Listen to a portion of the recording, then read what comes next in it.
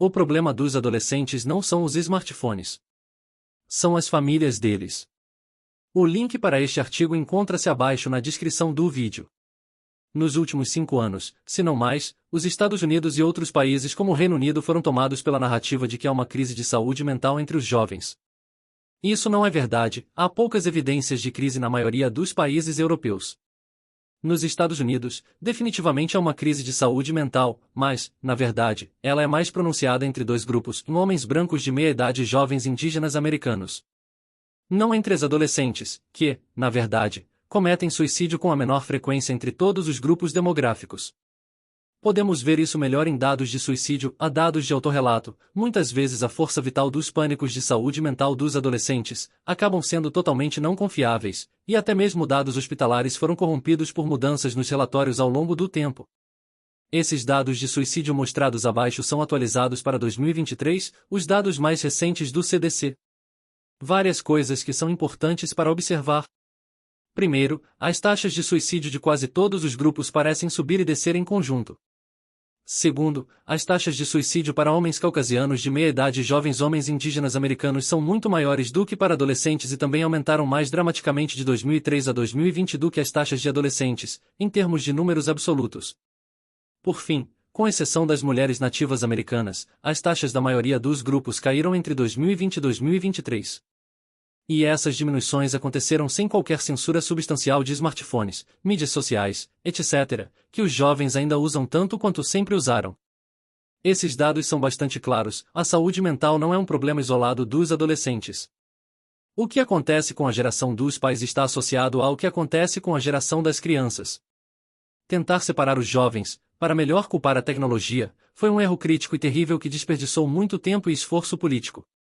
Também podemos observar isso nos dados do CDC sobre autorrelatos de jovens ou Sistema de Vigilância de Comportamento de Risco em Jovens. No passado, o tempo de tela dos jovens basicamente não era um preditor de problemas de saúde mental. Mas 2023 foi o primeiro ano em que o CDC incluiu uma pergunta especificamente sobre mídias sociais.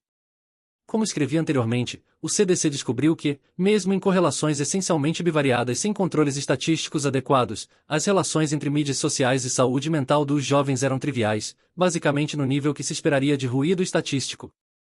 Em contraste, outro relatório do CDC descobriu o que parece estar relacionado aos problemas de saúde mental dos jovens, basicamente, suas famílias.